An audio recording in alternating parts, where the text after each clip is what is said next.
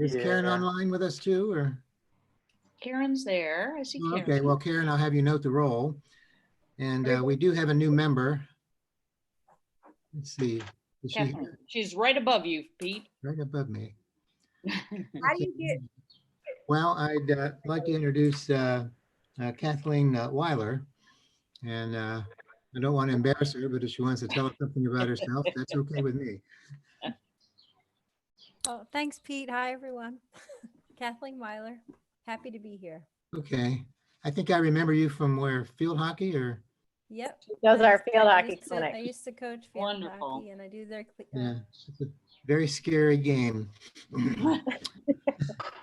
I don't know, not as bad as lacrosse. If Jake were here, he'd weigh in on that one. Or John, for that matter. Yeah. Okay, yeah, we don't have any minutes from the previous meeting. So, and I guess we really don't have any personal appearances unless someone hacked into it. The dog. Gwen's dog was just on. His dog, okay. Yeah, my two will be up in a minute for snacks. Perfect. Let's see, any incoming correspondence? I think we do. And how about outgoing? None? None. Okay. Well, I guess we can start with the staff reports. Monthly revenues, if there were any. I was gonna say, I bet those are dismal. They were bad. Hmm. Yeah, actually what we're looking at is the previous month, so there was something there. Well, you're looking And, at April, so you'll see a decrease in the revenues from all the refunds that we did with the, we refunded all of youth soccer. We refunded all of the adult egg scramble. Hmm. All of the any programs that we had running, like our Drum Fit for Kids, Spring break program too. Spring Break. Mhm. So there was a lot. So we have all those recorded up for as far as COVID-19 refunds. Mhm. Okay, so no more questions about revenues, what about expenditures? You would Wasn't also too many see with, expenditures. yeah, the expenses are down quite a bit too. Mhm. Usually we have 4 or 5 pages. This time we have a little over 1. Yeah. Okay. Did we still hire seasonal help? Or I guess that would be coming in the parks report. Yeah, we've hired a couple. Mhm. I know Nancy will be hiring some now with some of the camps starting. And we will hire some seasonals now that baseball might be starting and softball might be starting. But we have held off until those programs got going.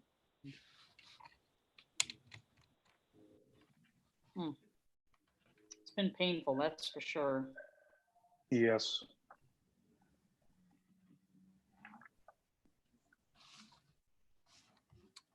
Okay, Sam's not here, but any questions on his report?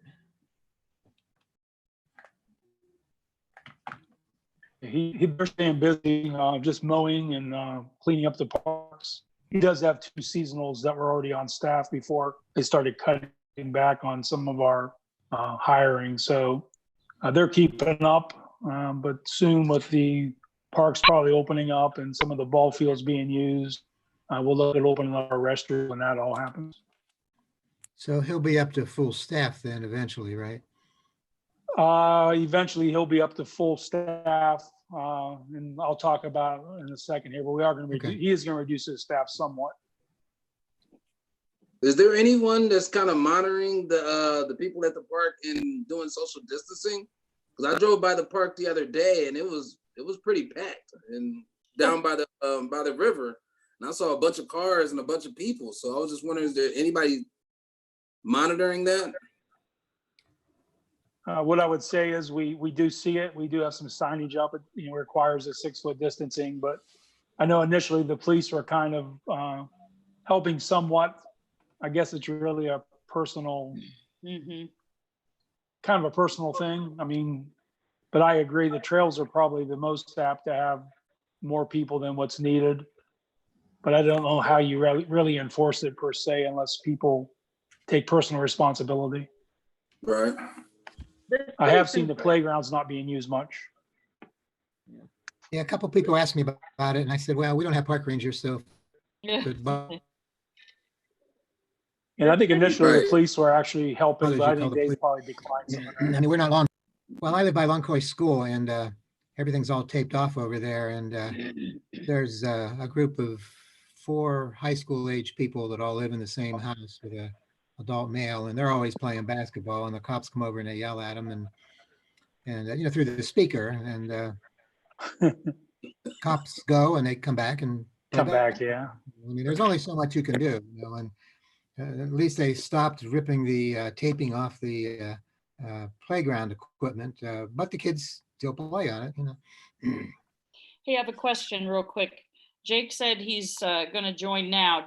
Is there somebody that was able to admit, or was that the person from Kent City that left the meeting? He's still there. Oh, Amy here. is still on. Oh, okay. I'll admit him when I see him pop up. Okay, great. Thanks. He said he apologized. He's late. He's getting on now. So, okay. Sorry to interrupt. Neil, to answer your question real quick, the city's been getting complaints about large gatherings too, and it's not really a criminal police Right. type thing. The health department's been trying to do a lot of education, but Kevin's absolutely right. What we're saying when we get complaints in the city is it really is kind of a personal responsibility thing. It's a strange sort of gray area where it's not really police, it's not really health department, and it seems like the governor's kind of changing things day by day. So Mhm. it's a challenge to address it. Well, I'm wondering if we should just let that be. We're at a point, I think, where, you know, they're trying to open things up somewhat carefully, gradually. The best place to do that is outdoors. And I think we're at a point too where people have to decide what they need to do for their own personal safety. So if, for example, I felt that I was high risk and I went to one of the parks to go for a walk and I saw that the trail was packed, then I would probably turn around and leave again. That doesn't mean that everybody else has to stay away. I mean, I guess that's, just throw that out there, see what everybody else thinks about that. Yeah, and that's kind of what ODNR suggests. If you go to a state park and the parking lot's really crowded, and go down the road to a different parking lot or go to a different state park, because it really is hard to manage. I think most people are going to follow the rules, but some just aren't. Yeah, and I can tell you from a medical perspective, the only way we're going to get beyond this is for herd immunity. We can't wait for a vaccine because we just can't. So Right. we have to get herd immunity, and the way to do that is for the less risk population to be exposed and either get it or not get it, but get past it, get through it.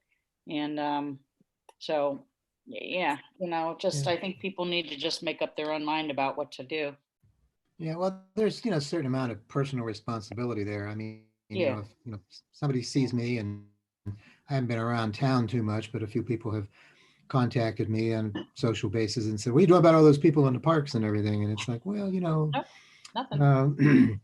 you know, you know, that's, you know, the police can yell at them and whatever, but there's not anything that I can do. It's, you know, they have parents, they have their own responsibilities, and you got to be responsible for yourself. I'm just going to stay away from them. That's all.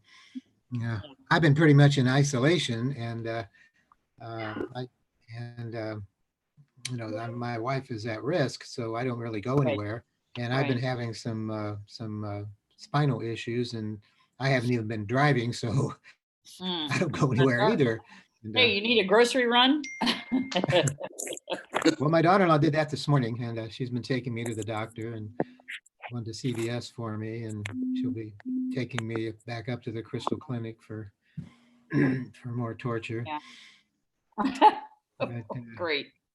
so I try not to see people. In fact, I have a sign on my door that says isolation, leave food and money at the door. Well, we don't think it works. Yeah, well, I don't know if it's working, but Bob Evans came last night and they left food, and I don't know who's coming tonight. Okay, we have, let's see, Next thing would be Nancy's report, recreation. Nancy, are you Okay, so there? when I did this, we weren't, everything wasn't confirmed as far as when things were opening. So we are gonna move forward with baseball and softball for the youth. That's great.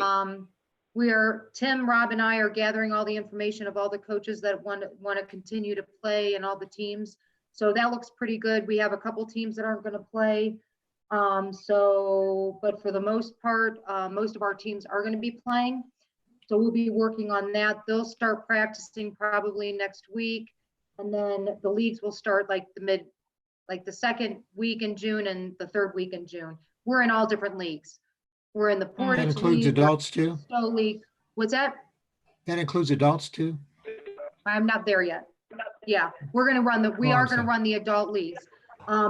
We have a managers meeting next week with all of the managers of the adult leagues. We have close to 50 teams in the adult league. So we're gonna be running Tuesday, Friday, and Sunday all day. So I think right now we might have only lost about 2 teams, but we're getting calls of people that like Cuyahoga Falls, Stowe, Streetsboro, they're not running their adult leagues. So they want to join our leagues. We just don't know if we have any openings. Tim and I and Rob are meeting tomorrow and finalizing all that. For the tackle football, Marcus and myself, we have been working out in the shed, our garage over at Davie. We're clearing everything out. We're cleaning all that out, doing inventory of all the equipment. A lot of the stuff is old, so we're gonna have to start from scratch. So I'm finalizing that budget. I'm still waiting on some costs on some things for that we're gonna need to purchase for that. So in the next week, I'll have that completed, but we did a lot of work in that garage. Sam's guys helped us unload a whole 2 truckloads of stuff, hauled it out of there and dumped it. So we're gonna get that all set up and organized. We don't know that tackle football is gonna run this year, of course, because the contact sports aren't done, but we need to start preparing and getting organized for that. So that's what we're doing there. In my report, I or the things that have been canceled, the adult egg scramble, soccer, the sidewalk cinema for June and July. We haven't canceled August yet. The session 2 tennis lessons. I am gonna start trying to get the tennis lessons up and going though, because now that's only if Roosevelt will let us use them. Roosevelt, I talked to Jim today. They're not opening up any facilities until I think July. So I don't know if I can use those tennis courts yet. Yeah. I'm sorry. Yeah, that's our official standpoint is we're not going to open until July 1st, I think is like a tentative high Right. school, well, whatever, Kent City schools. Yep. The ladies lacrosse league, that was going to be through Kent State, so I have to cancel that. And then any of the June sports camps. So those are what's canceled as of right now. And then Megan, I'll go to what I didn't have in here was the fitness center. We are opening up Tuesday. We're opening the fitness center back up. I went in, I took all the measurements, making sure that like for our class size, we can take 19 in a class for any one of our fitness classes. So I taped off 6 feet and measured that we can take 19 in the class. It'll just have to be on a first come, first served basis.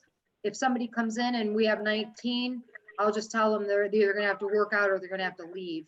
But typically it's usually Terry's class, it gets that many, so we shouldn't have a problem there. That's a good number that we can fit in that facility. We have a system in place and I'm gonna be meeting with all of my staff tomorrow night, all the instructors, how we're gonna, sanitize when they first come in, they're gonna walk in, we're gonna have pens, we're gonna have a container that has clean pens. When they sign in, they're gonna put it in the used pen container so that nobody will ever be using any pens twice. And everything has been completely cleaned in there. One of my staff, Kristen, she has gone in for the past month. She has sanitized everything in the gym, every single item, every single place. We've repainted in there. We cleaned all of the shades in there. So all the machines have been moved and scrubbed down. You know, I'm gonna tell the staff that they have to make sure and monitor that anybody that's using our equipment, they will wipe it down immediately. And they will also, our staff will be behind them and also continually cleaning and sanitizing everything, every item that we have in the gym. So I will be discussing that with them, but we're gonna be opening back up on Tuesday for that. The other thing that we're gonna be doing is we're gonna be offering, right now we have 4 camps. We might be adding 5, which is Plum Creek. Megan and I will be talking about that tomorrow. Right now, we're going to be offering 3 school age camps for the 1st through 6th grade, 1 at the rec, 1 at Davie, 1 at Longpoy. I did the budget on all those. Make sure that we're not losing any money. Our maximum enrollment is going to be 18 at each location, except for Longpoy, there'll be 9 because we only have 1 classroom. If we drop down if the maximum that's 18, if we go any lower than 15, we will not run it. We will be losing money. We're going to be monitoring the expenses very closely on that. Longpoy, if we don't get at least 8, then we will not run that. We are going to run our preschool camp at the Roy Smith Shelter House. Our maximum enrollment is 9. We won't drop down below 8 or we won't run that program. We are looking at adding Plum Creek. We have to look at outdoor camps, how many we can actually have. We don't know the numbers there yet. So because it's an outdoor space, we might be able to have more than 9. The ratio might be changed. It may not be a 1-to-9 ratio. So we'll look at that tomorrow and make that decision. But right now it looks like, oh, and then the price had to be increased just so that we could run these camps. But each family, they're not going to have an option of signing up weekly. They're going to have to sign up for all 9 weeks. So they don't have a choice this summer. They're going to have to sign up for all 9 weeks so that in one classroom, we have the same 9 kids throughout the summer. And the same staff will be working with them for all safety purposes, for our staff and for the kids. So that will take place at the rec, Davie and Longpoy, and at the preschool. So the prices are a little bit higher than what we normally have, but we won't be running any field trips. They will not be going swimming. So there's just going to be some changes, but these are really for those families that really need the daycare. And Megan will tell you, she talked to another daycare that's the prices are a lot higher than what we're offering. I think for the rec, it's $160, right, Megan? Yeah. And then that runs from 6:30 in the morning till 6 o'clock at night, 5 days a week. And then at Davie and the rec, that will be 9 to 4:30 because that's when the school will allow us to go in. That price is $140 or $145. $140. $140 for residents. So that's what we were able to work at so that we could, you know, make the money. But from right now, from what we're gathering, we're getting some really good feedback from the families that are currently with us that they want to sign up. So we may have to run the Plum Creek camp so that we can accommodate all these families. Megan, you want to talk about how you're operating it? Yeah, so we've been doing pandemic care at the rec since April 6th. We've had pretty consistently about 6 kids per day. Now that it's getting to a point where more people are going back to work, we're averaging, I'd say maybe 9 kids a day. We have the parents coming in. They're not allowed to go past the main entrance of the rec center. So just that first front door area. They sign their kids in on their own sign-in sheets, their own pen. They're using Purell before they do that. We take the kids' temperatures. As soon as the kids enter the center, they're washing their hands. They wash them consistently throughout the day, every time we transition the kids, and then before they leave. The staff, as soon as they arrive, they're getting their temperatures taken. They're washing their hands at arrival and departure. They're wearing masks. We're not requiring it of the kids because the kids, some of them do have masks, but you'll see the masks laying on the floor midday and they'll take them off, put them on, take them on, put them off. So we're not making it mandatory, and they really shouldn't be wearing them during physical activity. And a lot of the kids are running around in the gym and outside. So at this point, we're not making it mandatory, but we're obviously trying to keep our distance from the kids and the parents. It's really hard to keep the kids apart, but same kids in each classroom. Our old kitchen that we turned into a classroom, we've had a core group of about 4 kids in that classroom. And then our group B is in the old classroom in the gym that's connected to the gym. Same kids there. They all have their own side of the gym that they're allowed to be on, their own piece of equipment outside that they're allowed to play on. And that equipment, you'll see the kids playing on the playground. My morning staff sanitize that every morning. So if anybody from the community goes out and plays on it, it's sanitized for our kids for the whole day. Each group also has their own restroom. So they're basically, these kids never see each other. So that same core group of Group A is together all day and Group B is together all day. So we're going to model the same thing at Davie with their 2 groups, and then Long Quail will just have the 1 group there. But I've pretty much every staff member that has wanted to work has been working at least every other week, and they seem to be happy with it. That's kind of part of the reason why I've wanted more camps running, not only to help the families, but my staff want to work. None of them have wanted to go on unemployment. They just, you know, they love what they do. They're happy to be there. And I've never had any of them complain this whole time. I wanted to ask about protective equipment for staff and for some of our clients. Do we have to buy a bunch of stuff? Do we have hand sanitizer, screens, masks, gloves, and all that kind of stuff? I don't know what the requirements are. Yeah. The health department's providing a lot of it. Sam's helped me out to find a lot of it, because it is hard to find, like the disinfectant for the table, the Lysol disinfectant, because we sanitize the toys every day. Every single toy in that classroom gets sanitized. But we haven't been lacking. We've been able to find it. Our food distributor that gets our snacks, I've been able to order from him for cleaning products too. So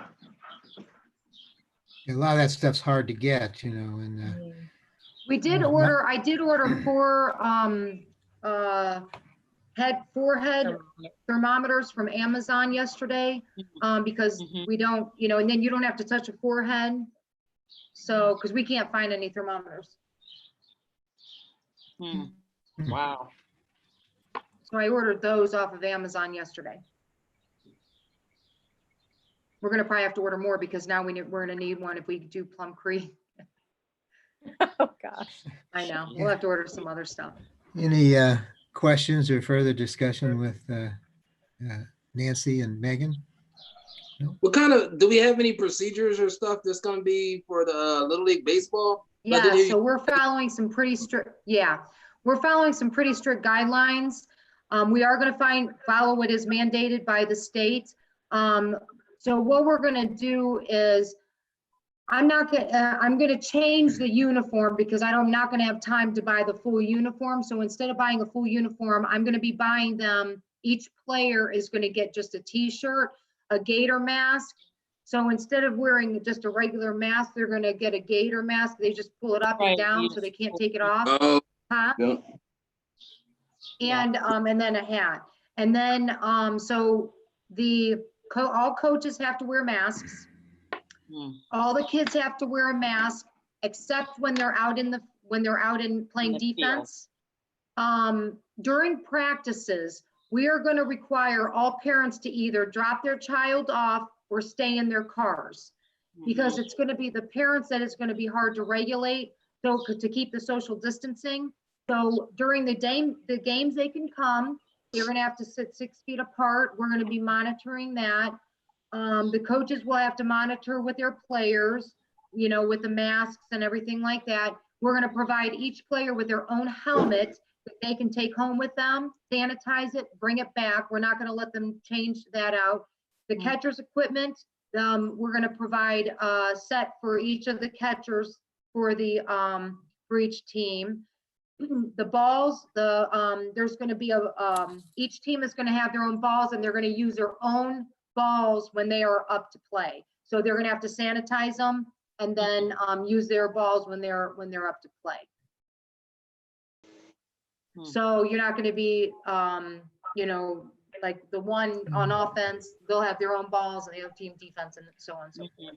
So we're going to be monitoring that. We're also going to follow the same protocol with the adult league. We're telling our umpires that if nothing is being followed, if the coaches aren't being followed, these guidelines, or their parents, the umpire will call the game and walk off the field.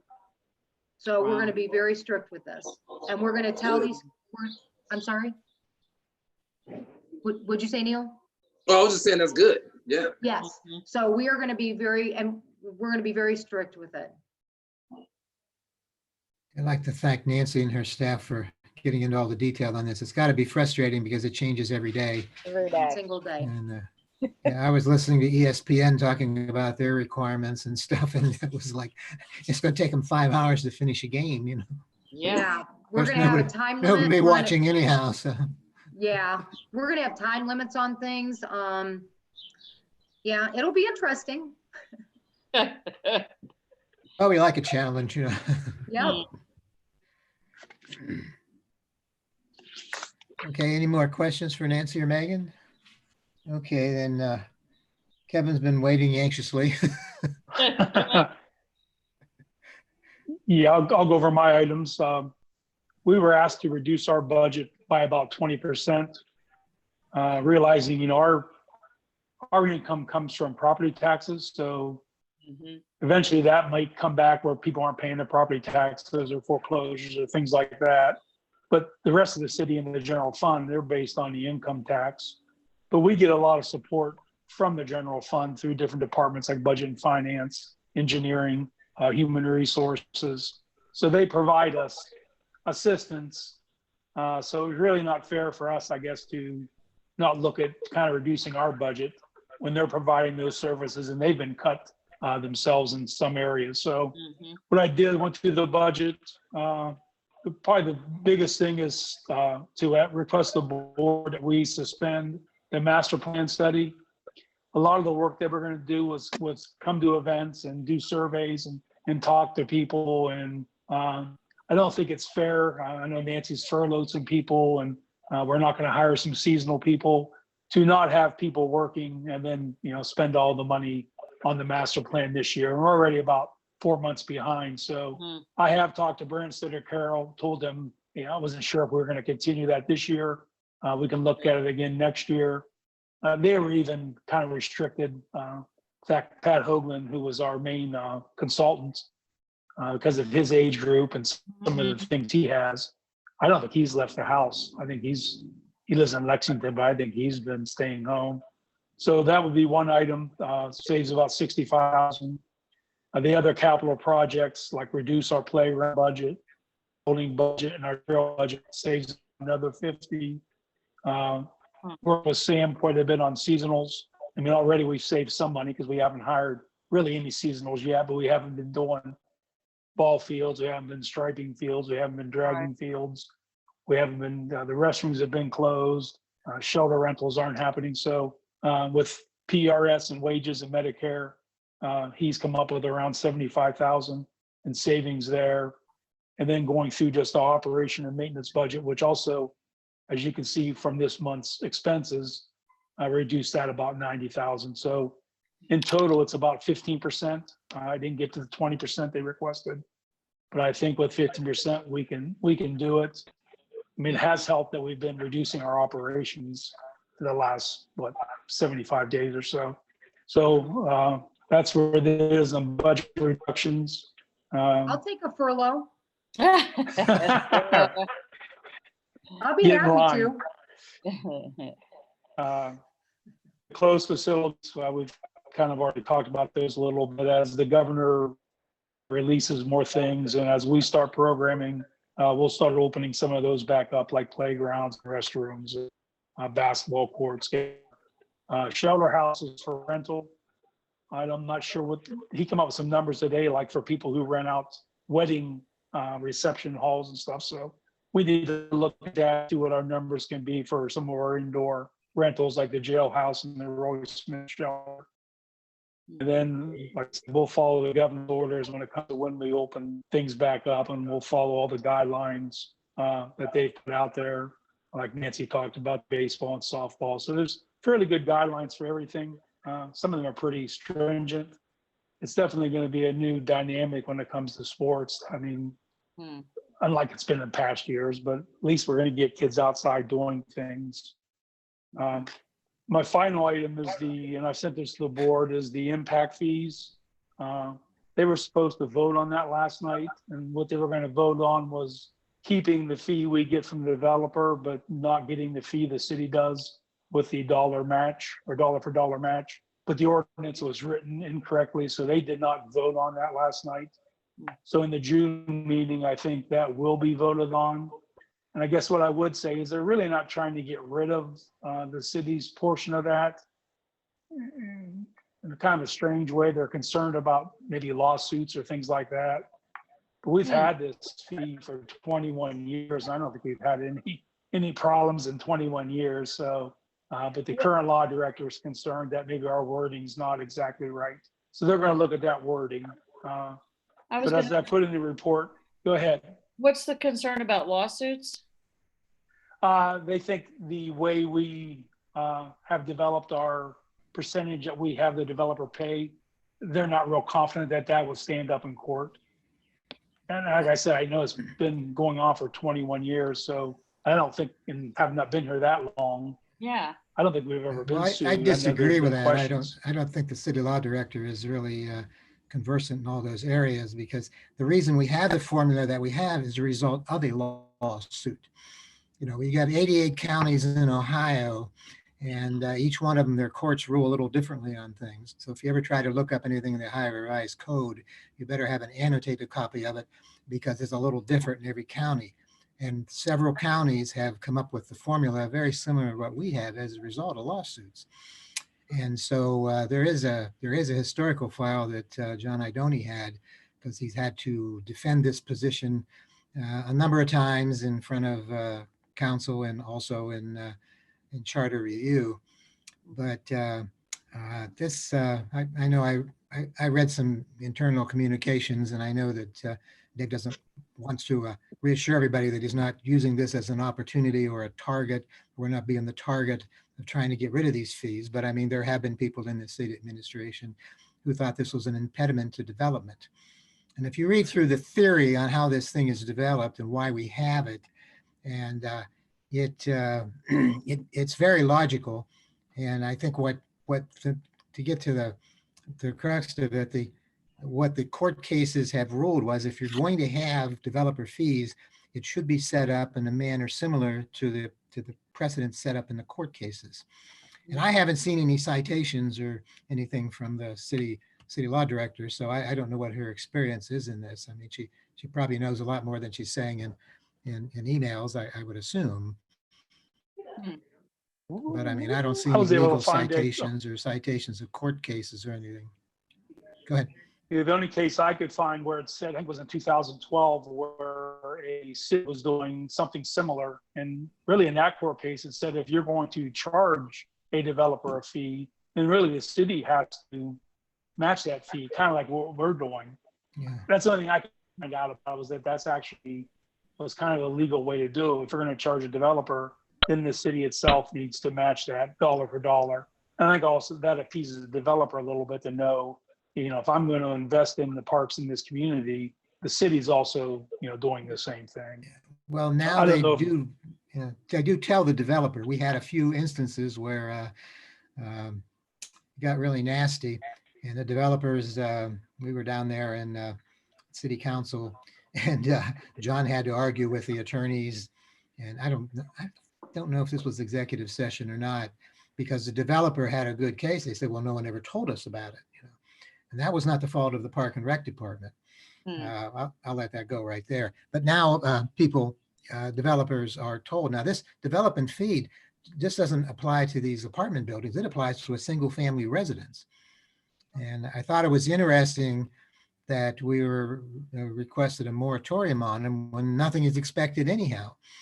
I mean, the reason for the moratorium was because of the coronavirus, and nothing is planned anyhow, so why do a moratorium? But Question or a point, I guess. Seems to me that this would have been more pertinent back when we did have fewer, like almost virtually none development going on. I'm thinking back to when Chris put in Riverbend, and they were told, A, they had to annex to the city of Kent, and B, they had to do this.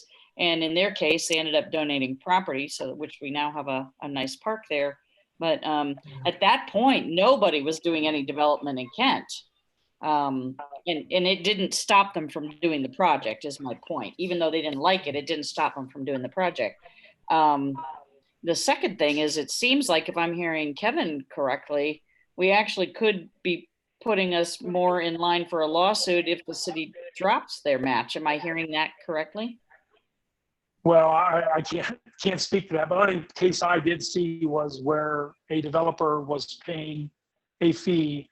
It was the prerequisite that the city also matched it. That was in 2012. But we've done over $1 million in 20 years. You're talking, it's really our primary way to do capital improvements and to acquire property. Well, and So it makes sense, because if they're going to put up a housing development, for example, it makes sense to ask them to either set aside green space or money to improve our parks. Yeah.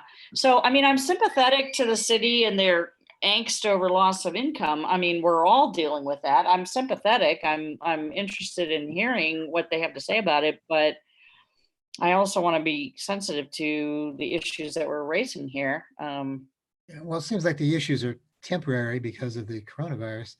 What I thought was rather interesting in the law is not really favorable to the developers. And basically what it says is, we'll use this formula, and there's a different formula that we use for apartments as opposed to single family residence or condos, but we'll use this formula.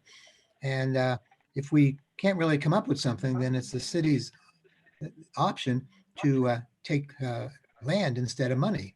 Right. And Mr. Idoni was very aggressive about that, but it's like, okay, we can't come to terms. We'll take those 5 lots in the middle of your subdivision. And now all of a sudden everybody will talk, Yeah. It's so it can get pretty contentious. And Yeah. I remember some of the stuff that I think it was, what's his name? Is it Dave Williams? He represented a developer that developed south of 261, and they wanted to use the common walkways as open space, and they were a little on the ridiculous side going one way, and we were probably a little stringent in the other direction. And I mean, that argument could have gone on for years. Yeah. But so there are good arguments on both sides. I mean, the big thing is, the reason we have the developer fee is, you want to put a development in Kent, you want to put a single family home. All the facilities, all the quality of life things are already there, and you didn't pay for them. So that's kind of like a back payment for them, Well, and there's a difference between somebody coming in and buying one lot and putting a house on it. That's different. But we're talking about larger projects that do eat up green space that the city is known for trying to preserve. And so, I mean, again, like I said, I'm sympathetic to what the city is saying, but yeah, I'm having some angst over some of these other things that we're hearing as well. Well, probably Like, will wait a be more minute. student housing in the future, because Kent is a little behind. I spent some time down in Texas, and I was surprised that most of the dormitories on the University of Texas, known as the university down there, most of the dormitories down there were on leased land. They were privately owned. Huh. And in schools, these dormitories are not cash cows. They like to get rid of them if they could. Yeah. And we're getting into this late. Now, the township won't allow any of those developments. So if we're going to have them, they're going to either be in the city they're going to be in Brimfield Township or someplace else, but they're not going to be in Franklin Township. Well, the city isn't allowing any housing to go up, student housing. I mean, maybe downtown, but not in the outlying areas. Well, isn't part of that Franklin Township that has turned them down, not the city? No, city has turned them down. Oh. Believe you me, Uh-huh. Okay. I know that all too well. Yeah.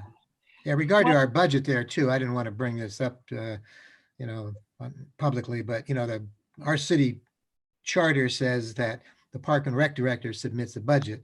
And I noticed that in the email that the city manager had requested that all of the city departments reduce expenses by 20%. Now, I guess technically we could say, hey, you can't tell us to do that. But in the long run, it comes out to the same way anyhow. So I guess really why argue? I mean, our budget's going to go down about 20% anyhow. Our funding is separate.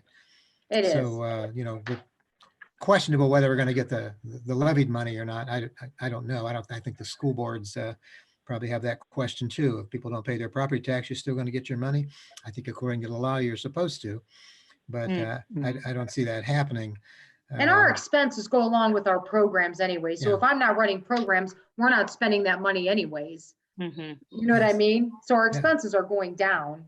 I remember when Mr. Ruler came to Kent and one of his first executive orders was for every department to cut staff by a certain percentage and no more hirees. And we had a conversation and I explained to him that, that probably doesn't really apply to us because we pay people to run our programs. And then those people pay city income tax and the fees that we used to pay them come from the people who are using our programs. So we're probably helping out economic development. Hmm. And since that time, we've never been asked to cut our staff. I keep thinking, this is about the third or fourth time in the last 6 months or so that I've had a conversation with somebody about what I'm calling the dysfunctional relationship that we have. I mean, we're kind of half in and half out. It seems to me that at some point it might be interesting to have a conversation about, okay, how can we better nail this down? Do we want complete independence? Or do we continue kind of like I said, like the stepsister, where we get a few things from the city, but we're kind of independent, but yet we have to raise our money, but then they can tell us how to spend our money. I mean, it's like, it's weird. If you compare it to the areas around, they don't do it like this, I don't think. Well, most of them don't. They don't have their own operating budget. They're usually within the cities. Yeah, that's what I'm saying. Right. But I mean, and then, then you run into the problem if you are, under the city, then if we need something, it's got to go to city council for approval. And, you guys don't really need that because, you're just a Parks and Rec, whereas, fire might need something. So we're going to approve that before we approve you. And do these other entities that do it that way, do they have they expressed they have a lot of trouble getting things passed when they need to go to the city? Yes, they do. Absolutely. Yeah. I've had Yeah, experience. but the with other it. thing is, I mean, and then we don't want to go completely independent because, I mean, if we don't have the services from the city, like budget and finance, I mean, HR, we use very, very little. But, engineering and those departments, central maintenance, I mean, that would be difficult. I think we have a pretty good relationship with most of the other departments. We had Yeah. a period there and we talked about this when we were doing the interviews and the selection process that we had a lot of directors that they all had opposing egos and nobody really got along. And I think, hopefully, I think we're kind of past that. I mean, I don't think anybody threw any darts at Kevin yet, and he hasn't thrown any back. And so we're all trying to be nice. I don't think we want to be a separate park district because we do support, we get a lot of support from the city.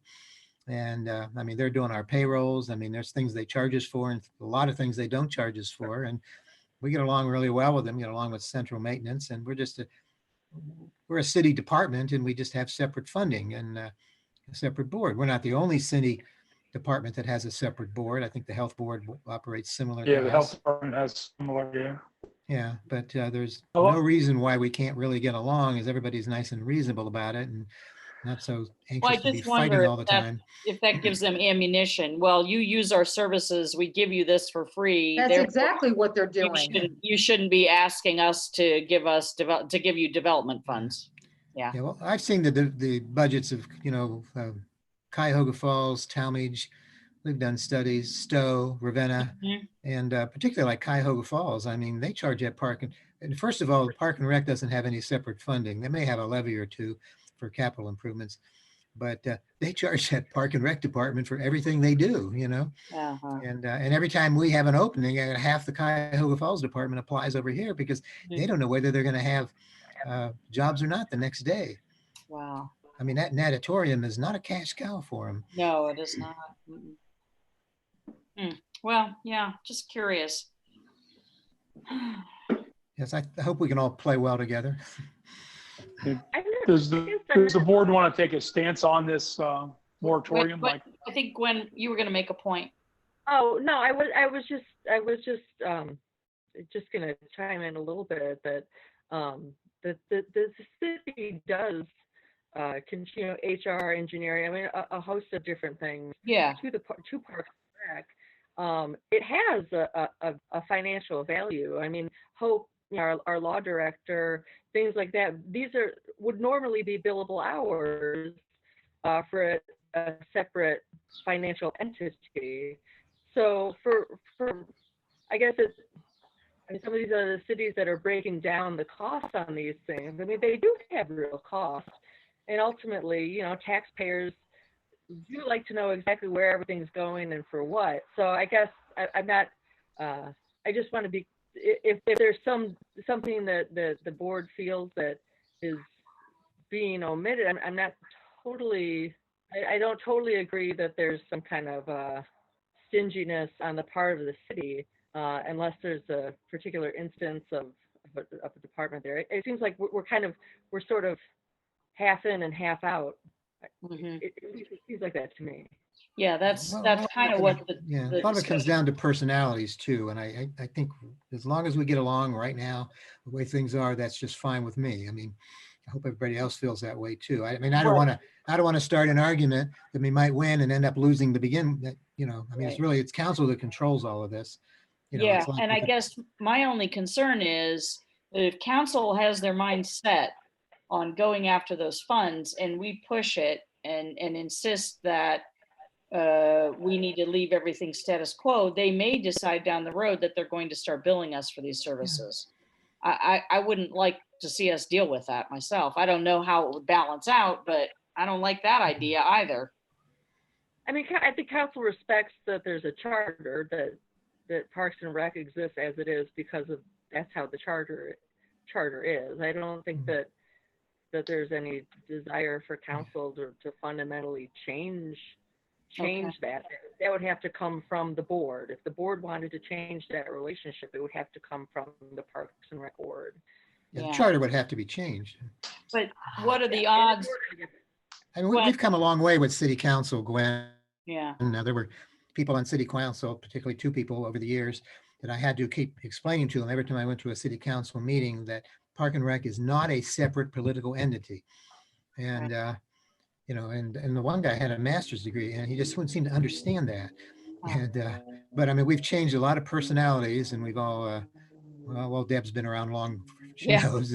And I think we're all playing pretty well together. And, I don't want to start a war and win a battle and lose the whole war, That's kind of where I'm coming from. I mean, if we really push hard in this and say, hey, wait a minute, in my opinion, we can certainly make a stance and say, listen, we feel like we can justify why this is being done the way it is. But if I guess my angst would be is if we push too hard on it when they have their minds made up, they may say to us, well, okay, fine, we'll leave it this way. But then they may turn around and make a decision that they're going to start charging us for every service. Well, I think the plan is for Kevin to go to council and address the issue and council studies it and votes on it. Am I right on that, Gwen? Or? Yeah, it's supposed to be with Hope's looking at. I don't think the goal totally is to get rid of the council share. And I know you had already said, Pete, this has already kind of legally been worked out, but they're not put a moratorium on the money we get from the developer they're kind of looking at the council side of it. And then may come back that we still get dollar for dollar. Or they might say, you know, we're gonna give 0, or I don't think it's decided yet, but there'll be some time to look at it.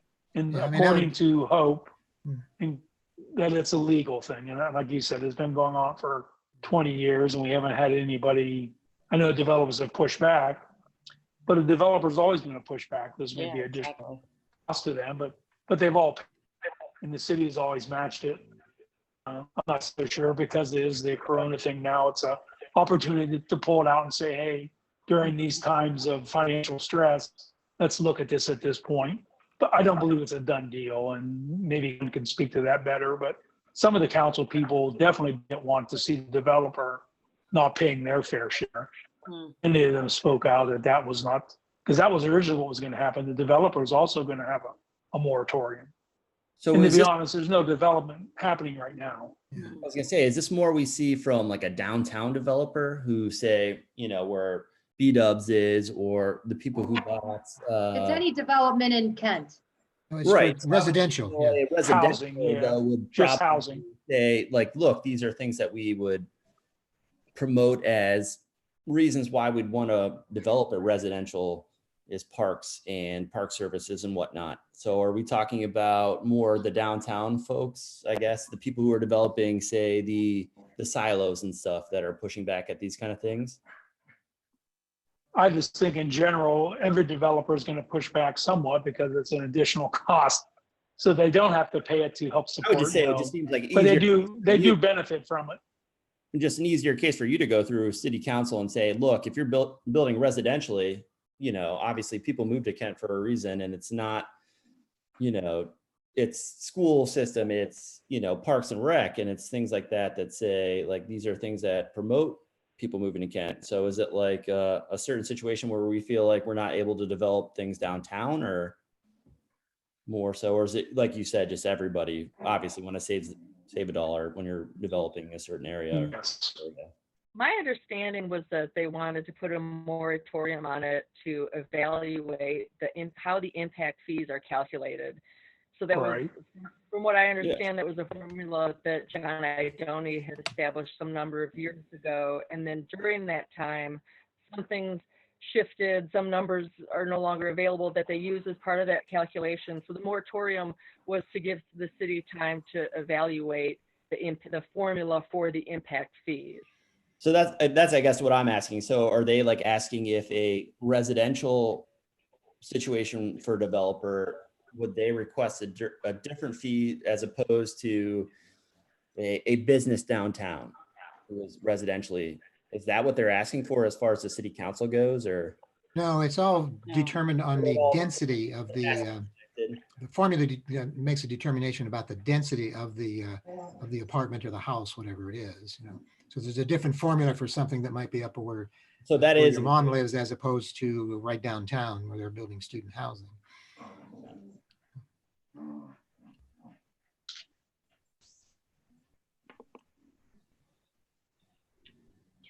Okay, Jake, you got any more on that, or? no, that was my only Okay, question. I okay, was yeah. just, if it was, Yeah, I think council will intelligently study this, algorithm, I hopefully. And in fact, some legal determinations or opinions might have to be made. And in the past, we've done this. When I say we, I mean the city. They've actually hired outside counsel, you know, which is similar to what the school board does on occasion too for legal opinions. They'll hire an outside counsel, you know, and usually something with more specialty. I forget the name of the firm that the city had used in the past. And in fact, we've even had situations where we've had city agencies fighting with one another and each having their own outside counsel, which is kind of ridiculous, but has happened. But I think we ought to let it play out and see what happens anyhow. And So you don't think we need to send any kind of a statement that says, well, it's the board's official position that blah, blah, blah. Just leave it alone? well, I don't know. What do you guys think? I don't want to start a fight, but I mean, I think it's pretty much our position that we don't want to change it, but I think we might end up causing more problems and retribution if we take a real strong stand on it. So Yeah, that's kind of what I'm thinking too, Pete. I don't know. I'm on board. I'm on board with just taking some time and seeing how it plays out. Yeah, I mean, I'm not the kind of person who avoids a fight. But sometimes, like I say, you can fight and win the battle and lose the war. So, Right. Well, Okay. from again, my understanding of it is that the developer's share of the impact fee will be continued to be paid by developers for the foreseeable future while they're working on revising the formula for it. And the moratorium exists only on the city's share of it, that matching dollar amount. And the reason was that again, when I made some phone calls to ask a little bit more information about it, was that specifically so that during this coronavirus, virus pandemic situation, the city has a little bit of control, and we don't have a development come in where there's an obligation to pay, $15,000-$20,000 because the development is going in, just to be able to put this moratorium in place and get a handle. So the developer impact fee will continue to be paid according to the formula that was established. well, the other previously, but alternative the too would match- be, yeah, I'm sorry. The other alternative too would be to just to leave the developer fee the way it was, but let the developer know that if they want the city to waive the city's portion of the development fee, they could ask for an exemption. Then that way city council could say, okay, we don't have to take anything out of the general fund. Now, that'd be another proposal, Gwen. Well, I think we're a bit of a mission critical when it comes to budget. This pandemic Yeah. is going to have massive, potentially catastrophic economic impact on the city. And the city doesn't want to be out there dangling that potentially a project could come along. We just have to know exactly what the expenses Yeah. are. Is the way it was explained to me. I mean, the city's really ratcheting down as much as they possibly can. But in the case of the developer, you're absolutely right. The Parks and Rec have a tremendous amount of value, and as a developer coming in, the development in the city of Kent is more valuable because of our Parks and Rec department. So they will continue to pay those impacts. I mean, my solution would be leave it the way it is and determine it on a case by case basis. But, I'm not I going don't to know. run down to council and do that. What's Well, I that? can't speak to the legally. I can't speak to the, I'm not a lawyer, so I can't speak to what, Waiving it one what we- time and not the next. I'm not a lawyer. But- That doesn't sound legal though. Right, but Gwen, my only concern is that we may be setting it up for a lawsuit, because if the developer comes in and says, wait a minute, it's always been this way where the city matches. If you're gonna make me pay money, the city has to do their match, or I'm gonna fight you in court over having to pay any money at all. That's all I'm wondering about. That probably And goes that would back be to a the question 2012 case and the cases prior to that, because developers were bringing it to court because they were saying, well, one city does it one way and one city does it another way. And another city does it one way for some developers and another way for another developers. The thing was the lack of consistency. Right, That's what got it into court. so, That would be a question for Hope, Debbie. Honestly, I couldn't possibly Yeah, speak to yeah. legal. right. Well, that would be my only caveat to council is, listen, be careful, because you might set it up for that, and then we're out all those fees, and then we're really behind the 8 ball when it comes to capital development, capital projects for capital improvements for the parks. So, oh well. We've beat this dead horse long enough. What do you think, Pete? Yeah, we got any more? Anybody else got anything they want to say or? No. And, Nope. Dinner time. let's see, Kathleen, you're not going to resign, are you, after this meeting? She's Would already you- left. Yeah, what you might I'm want to just kidding. do is at some point, get onto the city's website and look at the codified ordinances and also the city charter under Chark and Rec to see what everybody's job is, basically. I mean, it's, that way, well, I think a lot of times different departments try to tramp on each other's toes, and our law director doesn't have the background that the previous ones have, so she has to go back and kind of reinvent the wheel every time we have a problem. So it's a learning experience, I think, for everybody, including us. Hope Hope came from another city as a law director. She has some experience with that. I'm not gonna, I mean, Yeah, she I'm not did, gonna yeah. diminish Hope's background experience. I just, Hope is an excellent law director. So if there's questions about it, I'd be happy to take them to Hope and get clarification or something like that. Yeah, I mean, I've never sat down with Hope and say, well, okay, pull out your file, let's look at your case citations and all that kind of stuff. I don't think we're really ever going to get at that level. It's the one thing that did surprise me is that, and this is while John was still there, she had said, I don't remember what it was an email, a memorandum or something, that it's not a requirement to have these park fees, but if you have these park fees, you have to set it up according to the formula. And that is actually true, except that a number of members of city council did not know that, and they thought it was in the Ohio Revised Code. It's not in the Ohio Revised Code. I don't think you'll find anything in the Ohio Revised Code or the Code of Regulations that says anything about these park fees. So it's a learning experience, I think, for everybody, and we'll get it taken care of. We'll just send Kevin down there and put on your armor. Yeah, and I really don't think, and I realize this has been going on for a while, but I really don't think it is the idea to cut the parks out of getting funding from the city, but they are looking at it. So I think we should be proactive. I think Gwen's heard kind of what the board thinks tonight. So at least she has that information. Like I said, I don't think we want to push back so hard that we make an enemy, but I will keep in contact with Hope. Dave Roller has, said, he'll keep us involved. So I'm taking him for his word for that. Yeah, I'm not worried about Dave. I mean, he knows what's going quit on. laughing. Okay, anybody else So- got anything? No, sir. Okay, we can all go home and have a drink. Okay, well, our We're meeting already is, home. We're already home. okay, our meeting is adjourned. I got another one of these Boy Scout meetings coming